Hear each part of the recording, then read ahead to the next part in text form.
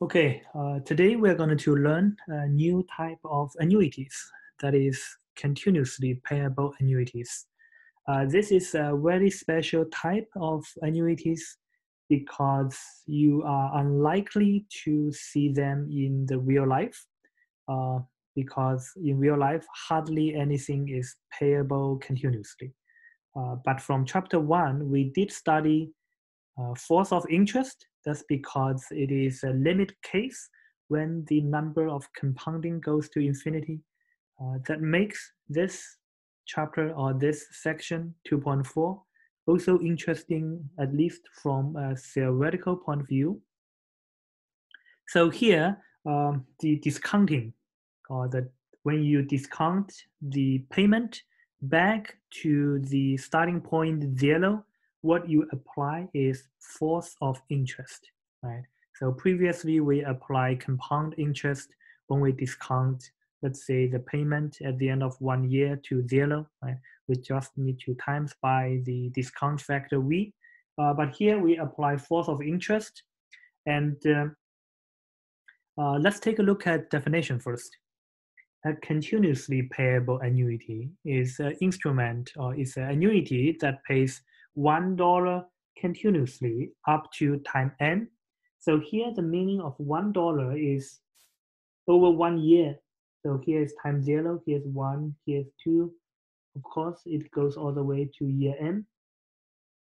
So this $1 refers to over each year. So over each year, the accumulated amount, okay, without thinking of discounting, is 1. So you can think it as a continuous flow, and the unit per year is $1. So this is somehow not easy to imagine because, as mentioned, in this case, the payment is made continuously. So you must have an interval to talk about the amount you will be receiving, right? That's the same as when you talk about the speed. Speed itself does not give you any distance, right?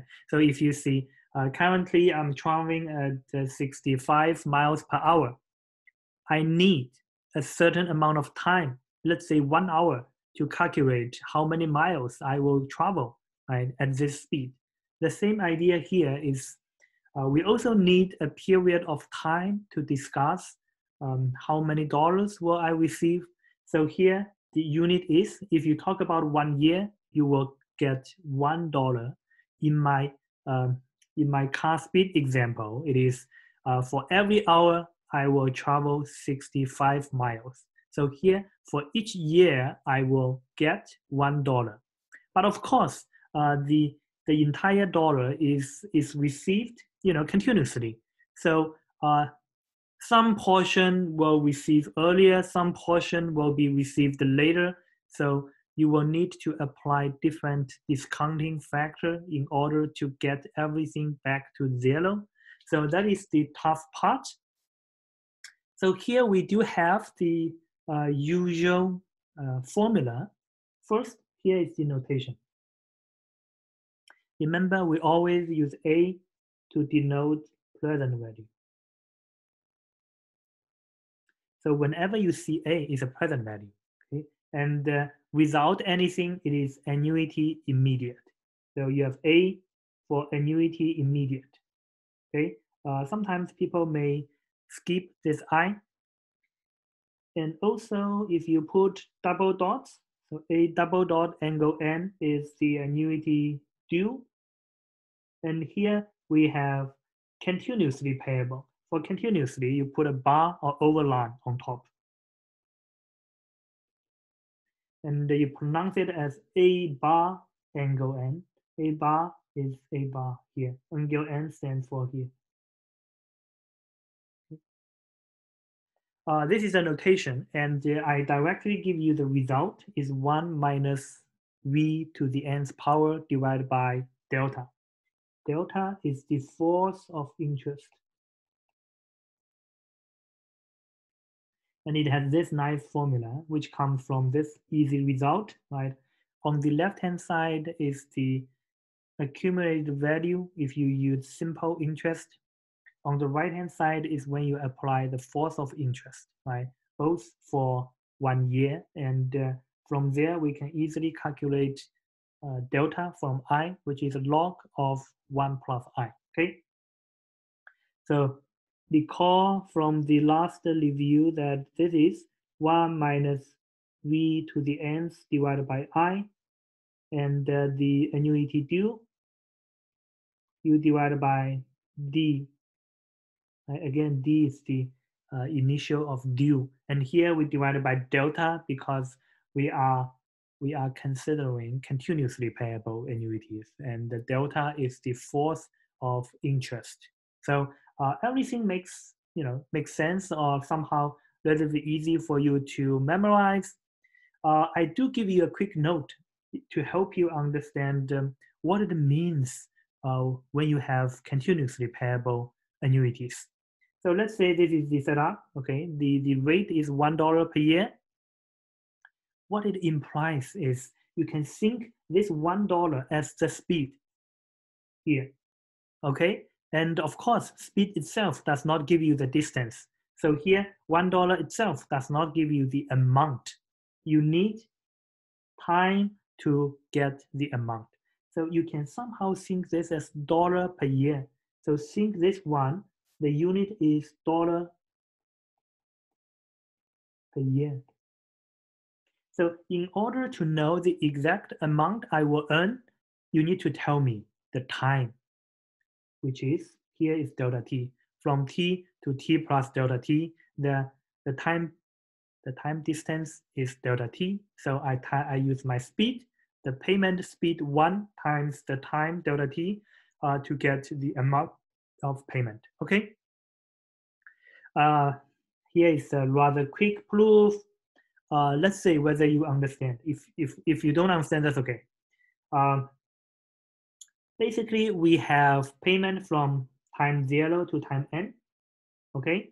You just need to figure out for each small interval how much you will earn. This is the amount.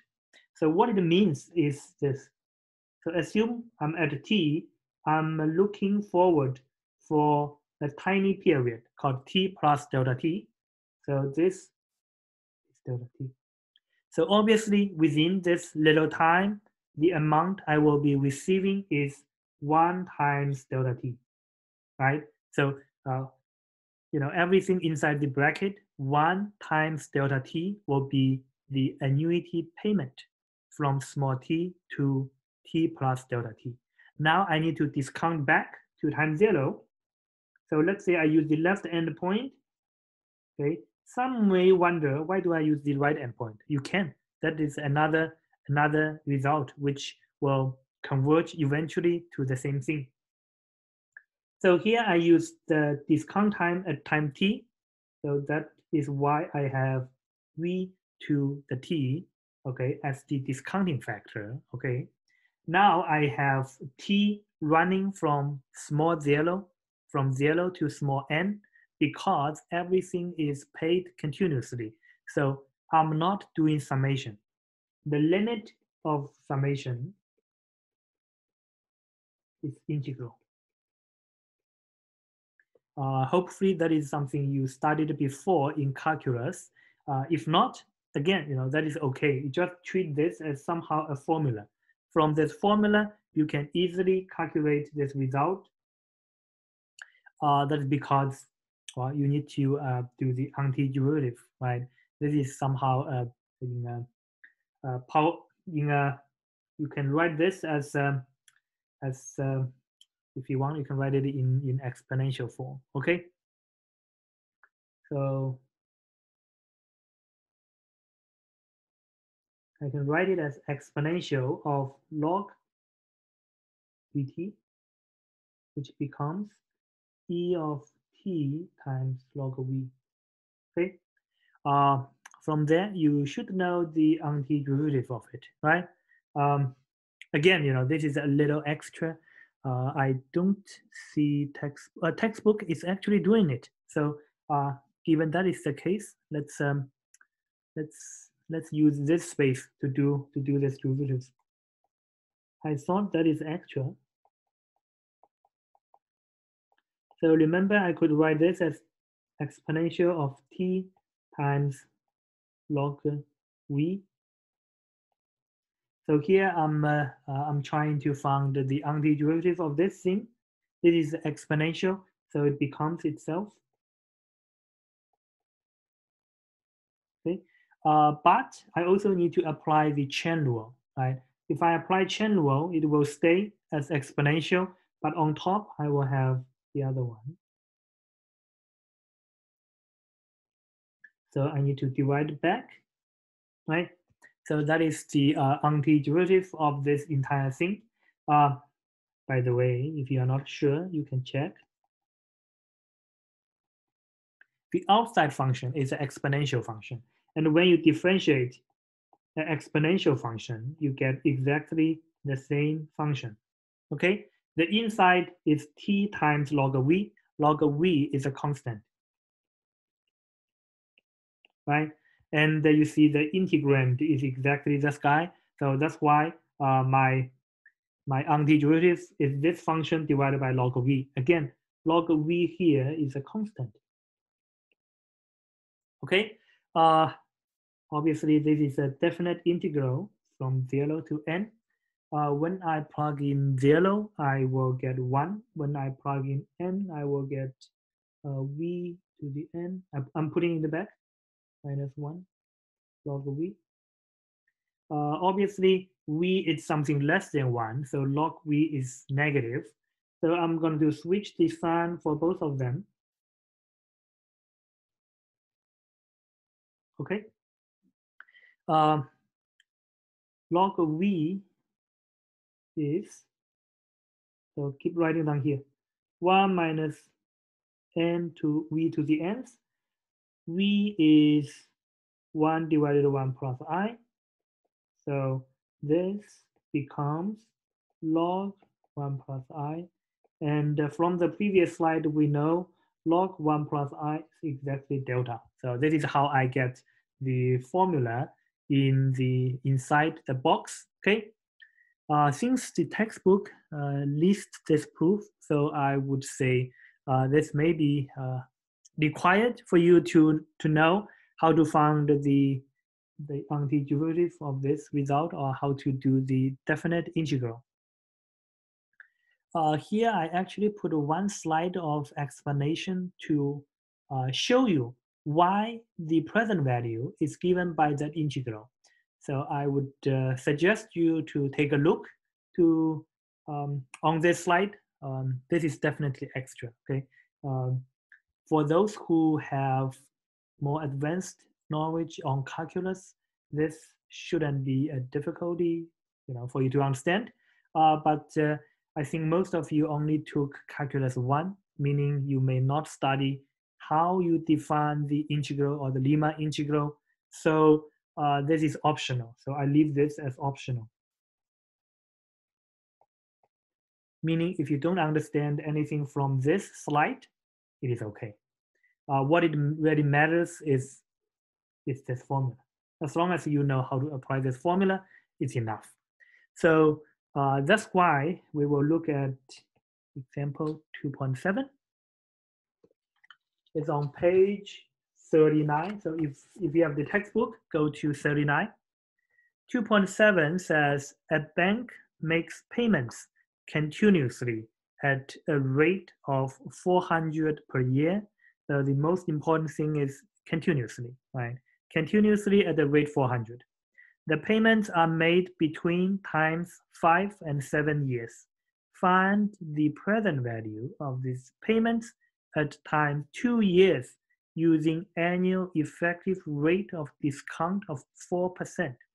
Well, this is a rather interesting question. So in this particular example, drawing timeline definitely will help you. So the payments are made between 5 and 7. Okay, but it's continuously. So there are infinite numbers of payments. Okay, between year 5 and year 7. Okay, they are actually 2 years. So what you need is the present value at time 2. So I don't want my present value at time 0. Instead, I want it at 2 years using annual effective rate of discount. What I know is actually D. D is 4%. So obviously, if D is 4%, V is 1 minus D. So it is 96%. Okay. If that is the case, what is my delta? Delta is log 1 plus I. So it will be log 1 divided by V. So it will be log 1 divided by 0.96. So that is my delta. It's okay to keep this number. Okay, there's no need to calculate this number at this moment. So let's apply the result. Okay. So the formula is, again, whenever we talk about A will be the present value of the annuity at the very beginning of this annuity. In this case, you start receiving payments by the end of year 5. So by the end of year 5, that's why it's marked as 5. Okay, and I will receive this continuous payments for 2 years. So what I have done here is A2. So the first bar on top of A here means it's continuously payable. The bar over 2 here means I have 2 years of payments. Okay, so this is not what I want. I want my present value at here. So from time 5 to time 2, I need to discount by 3 years. Right? So now what I want is I need to know the present value at 2 at the end of 2 years. So first of all, I will need to calculate 400 times the present value of a continuously payable annuity for 2 years, and then I discount back by 3 years. Okay. So here, the rest you can do, right? So here is 96% to the cubic. I have 400 times 1 minus 0.96. Here's 2 divided by delta. Delta is log 1 divided by 96%. So you can complete this result. What you will get eventually is about 679.67. Okay. There is one more question, 2.8. 2.8 is highly similar to 2.7, except now you want to know the future value, right? Well, then that's, you just need to, in this original example down here, this is the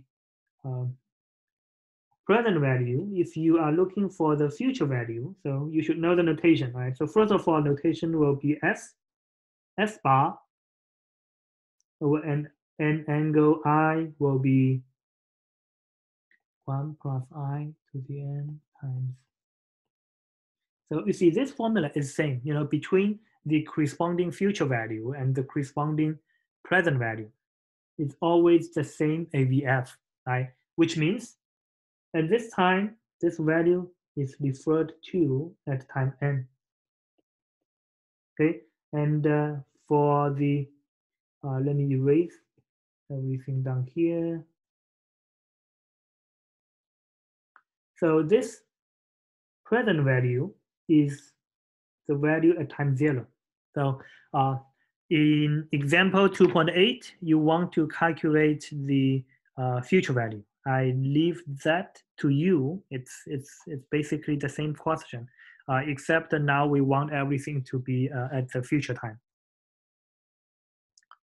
So that basically is the continuous payable annuities. The last one we want to introduce is perpetuities. Again, perpetuities is I don't think you will actually see perpetuities in real life because no one can live forever. And again, here we study perpetuities because it's more analytically tractable, and we could study its properties to understand more of basic annuities. Remember, for standard term annuities, we have n payments, right? So a natural question, at least from a mathematical point of view, is what if n goes to infinity? What if the number of payments goes to infinity? When n is a finite number, we have a standard annuity or term annuity. When n goes to infinity, that's exactly what we are trying to do here, perpetuities. Of course, you can separate perpetuities into perpetuity immediate and perpetuity due. A perpetuity immediate is an annuity that pays $1 at the end of each year forever. It goes from 1 to 3 and never ends. So it does not end at n. For a perpetuity due, it starts at time 0. Okay, from 0, 1, 2, all the way to infinity. Okay. A and A double dots are the same as a standard annuity. What's different in the notation is here, we do not have angle n. Instead is angle infinity. So when you have infinity in the lower subscript, you have perpetuity, which means the number of payments is infinite. It does not end. Okay. So it's this result is obvious, right? Everything else being equal, a perpetuity due is worth more than a perpetuity immediate, right? So here we can derive this result, right? I mean, this is rather easy, right? This is a standard annuity immediate. And now I'm taking n to infinity. Given that this is less than 1, my limit of this will be 0. All right, so if it's 0, then it's 1 over I for perpetuity immediate and 1 over D for perpetuity due. Again, this, if you want, you can write it as 1 plus I times 1 over. So it's paid 1 period ahead or 1 year ahead. So all you need to do is to times by a 1 year accumulation factor. That's it. Okay. Finally, what if I have a continuously payable perpetuity? Exactly, we would expect that, right? Because the standard one is 1 minus v to the nth divided by delta. Now I'm taking n to infinity. So this part will be gone. So in the end, I will be left with 1 over delta.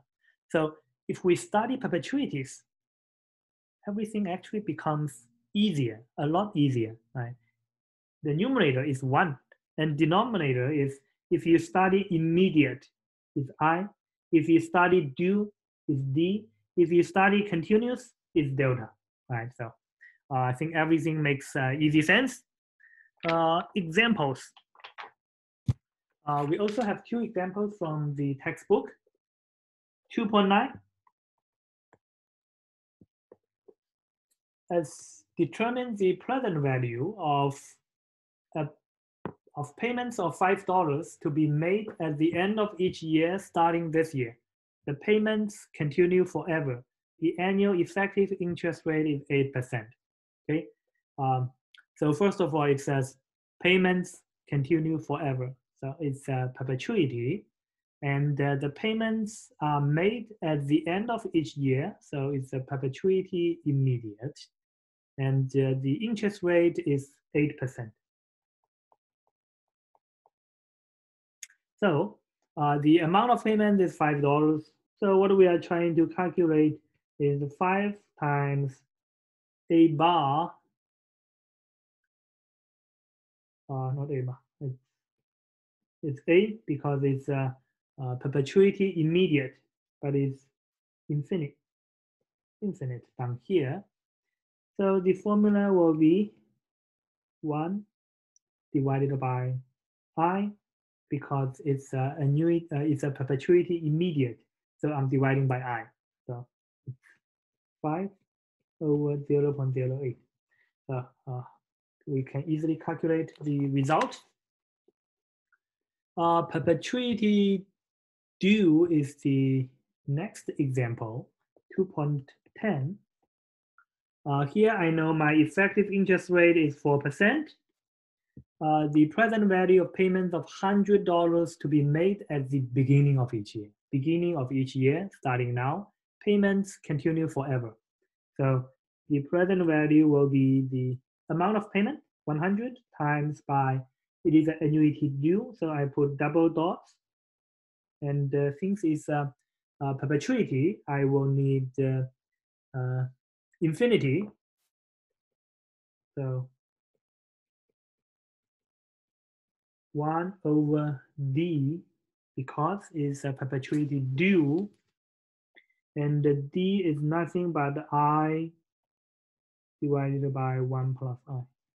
Okay, so you can easily get the result. We do have one more example, 2.11, when you have continuously payable perpetuities, then you divide by delta.